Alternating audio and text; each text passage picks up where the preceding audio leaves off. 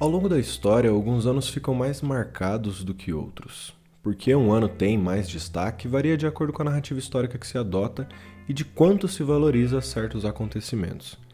Se pensarmos na história ocidental, temos grandes marcas em 1789, por conta da queda da Bastilha da Revolução Francesa, 1914, com a morte de Francisco Ferdinand, que dá início à Primeira Guerra Mundial, 1945, com o final da Segunda Guerra Mundial e o lançamento das bombas atômicas.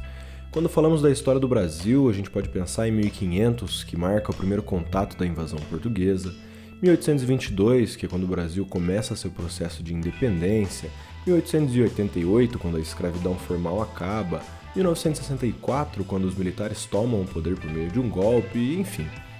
Alguns anos ganham maior destaque porque marcam certas transformações na sociedade. Embora seja difícil dizer ao certo como 2020 vai ser percebido no futuro, é praticamente certo que ele foi marcante, ao menos para quem viveu esse momento. São diversos os motivos que marcam esse ano, mas a pandemia de coronavírus sem dúvida é o principal deles. Por isso, aqui eu quero conversar um pouco sobre as transformações que aconteceram por conta da pandemia e fazer algumas reflexões sobre elas.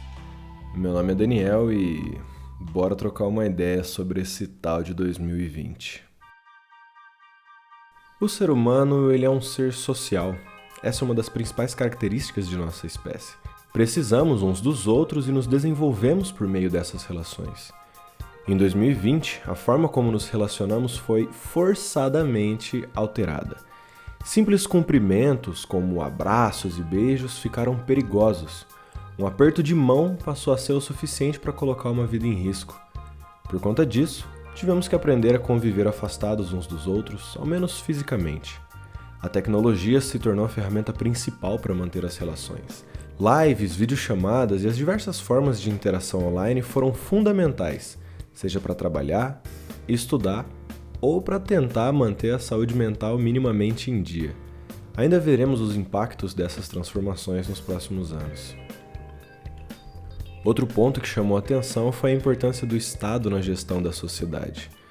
Quando a pandemia começou, até mesmo João Amoedo afirmou que era necessário um Estado forte.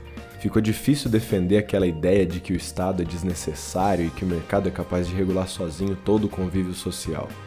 Com a necessidade de isolamento, muitas atividades ficaram paralisadas, cabendo ao Estado garantir meios para que fossem amenizados os efeitos da pandemia, tanto aos trabalhadores quanto aos empresários. Os países que menos sofreram com a pandemia foram aqueles que tiveram boas atuações de seus governos.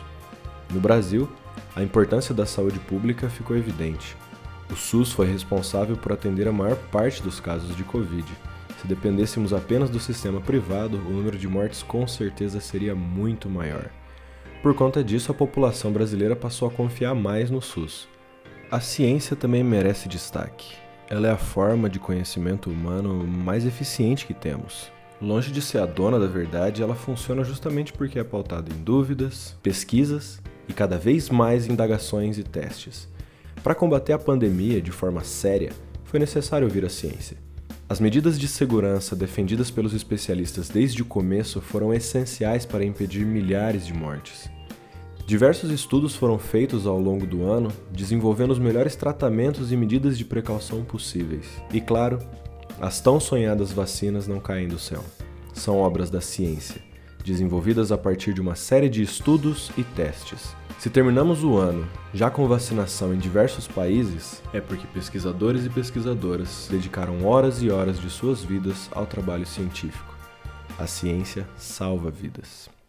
Infelizmente, a história do Brasil nesse ano foi bem trágica e poderia ser diferente se a gente não vivesse num país de tanta desigualdade e onde a liderança principal nega a seriedade do vírus, influenciando milhares de pessoas a fazer o mesmo, dessa forma prejudicando o combate à pandemia e agravando o número de mortes. Embora as medidas de isolamento tenham sido levadas a sério lá no começo do ano, não demorou muito para que a flexibilização aumentasse cada vez mais. A saúde do país ficou à deriva. Ainda que um orçamento de guerra tenha sido aprovado para combater a pandemia, o dinheiro não foi utilizado por falta de organização do governo. Temos um presidente que responde "e daí?" quando indagado sobre as milhares de mortes que aconteceram por causa da pandemia. No Brasil, que até então era referência em vacinação no mundo todo e que tem um dos melhores sistemas de saúde pública do planeta, os governantes de 2020 não fizeram um planejamento prévio para receber a vacina. É ter a faca e o queijo na mão e jogar os dois no lixo. Enfim, galera, esses foram alguns pontos que eu resolvi comentar aqui a respeito de 2020. Não foi um ano fácil, não foi um ano tranquilo, mas foi um ano para a gente poder perceber de que forma que a política influencia diretamente nas nossas vidas. Enquanto em alguns lugares as lideranças tomaram posições firmes, sérias, pautadas na ciência e impediram diversas mortes, em outros lugares a gente bate recorde de morte além de ter que lidar com o cinismo das lideranças. A gente ainda vai conversar sobre isso, a coisa está longe de estar finalizada e 2021 provavelmente não vai ser um ano tão simples assim, tão tranquilo e tão fácil quanto a gente gostaria que fosse.